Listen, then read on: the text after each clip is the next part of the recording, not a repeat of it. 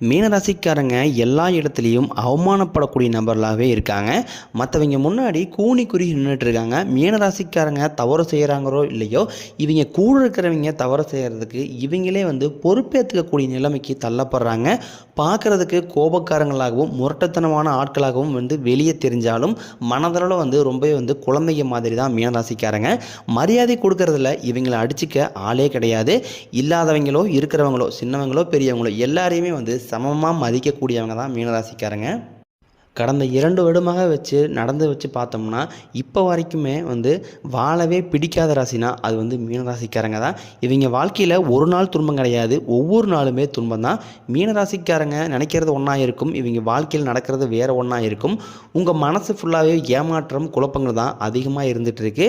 மீனராசிக்காரங்க யாருக்குமே கெடுதல் நினைக்க மாட்டாங்க. எல்லாருமே நல்லா இருக்கணும், தன்னால் முடிஞ்ச உதவிகளை மற்றவங்களுக்கு செய்யணும் தான் நினைப்பாங்க. என்னதான் மீனராசிக்காரங்க நல்லவர்களாகவே இருந்தாலும் இவங்க வாழ்க்கையில் மட்டும் நல்லதுங்கிறது நடக்கவே மாட்டேங்குது. மீனராசிக்காரங்க சிறு வயதிலிருந்தே ஏதாவது ஒரு சூழ்நிலை இவங்க வாழ்க்கையில் பெரிய அளவிலான துன்பமும் கஷ்டம் தான் அதிகமாக ஏற்பட்டு இருக்கு.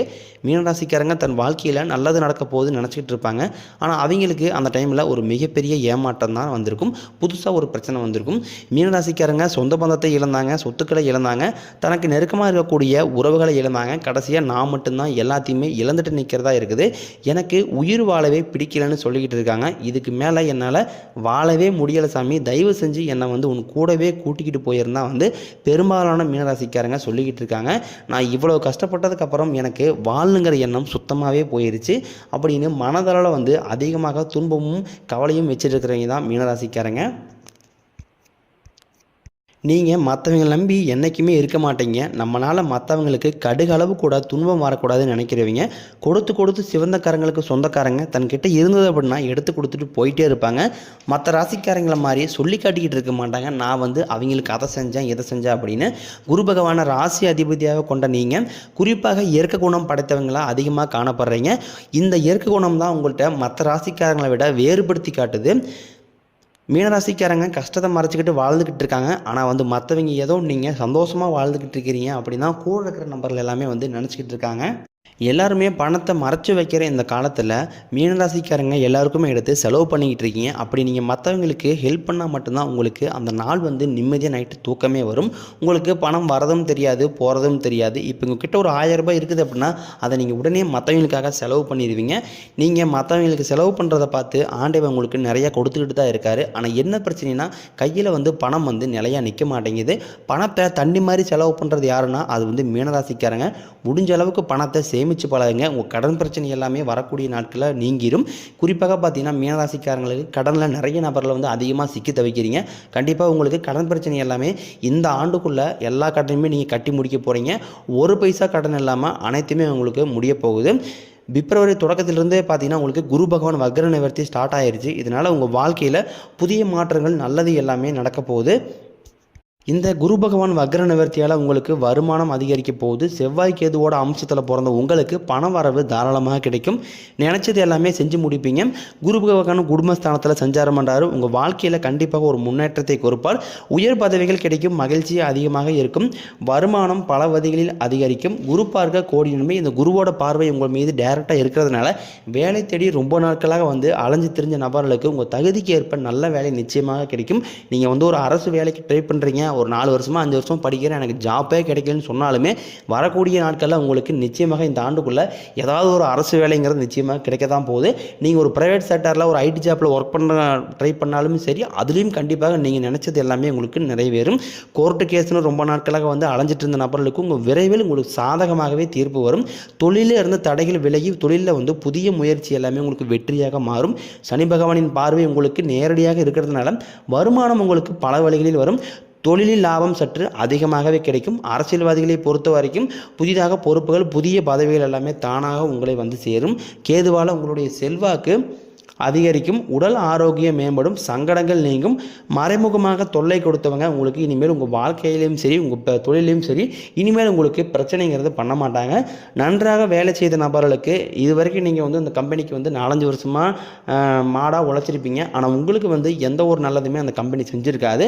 அப்படின்னு மனதளவில் வந்து அதிகமாக வேதனைப்பட்டிருப்பீங்க. ஆனால் வரக்கூடிய நாட்களில் உங்களுக்கு பதவி உயர்வு, சம்பள உயர்வு எல்லாமே கிடைக்க போகுது. இனி தொழிலில் நல்ல ஒரு வளர்ச்சி ஏற்படும்.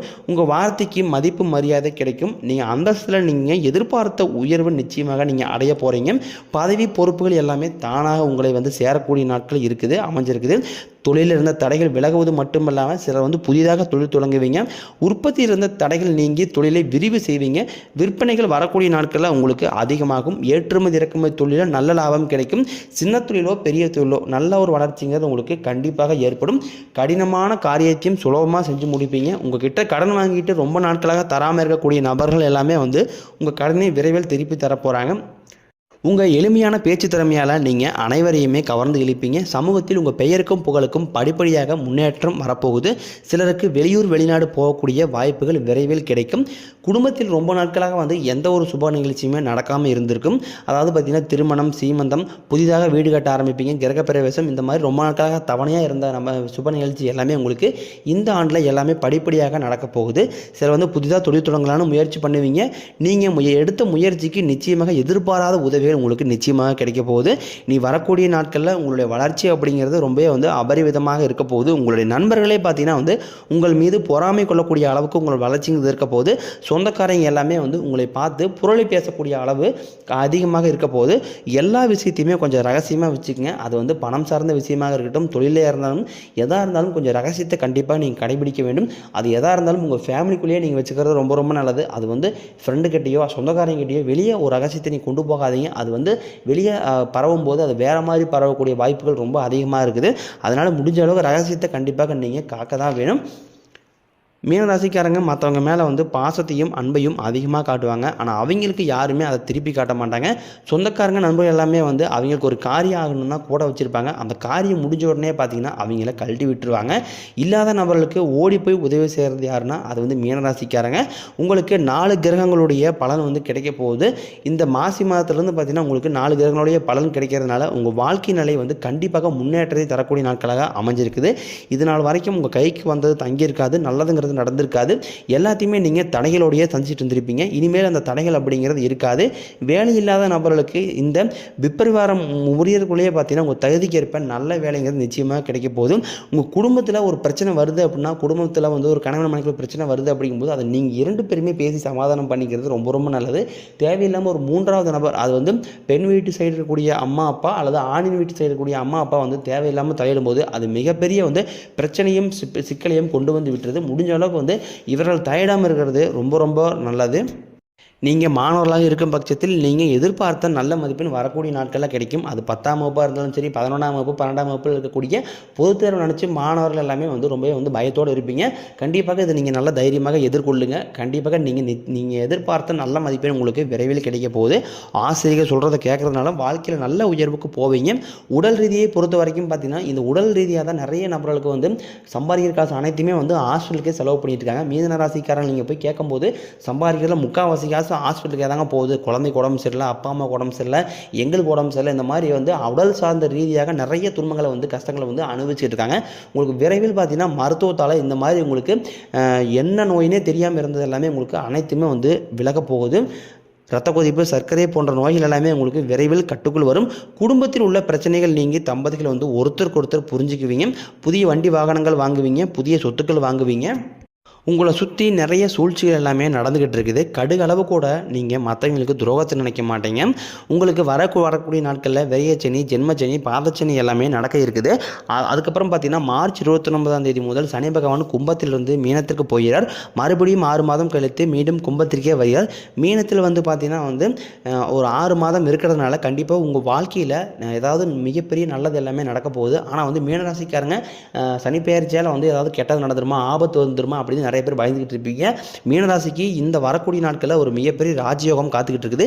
கண்டிப்பாக சனி பகவான் உங்களுக்கு அந்த ராஜயோகத்தை கண்டிப்பாக ஏற்படுத்தி தருவார்.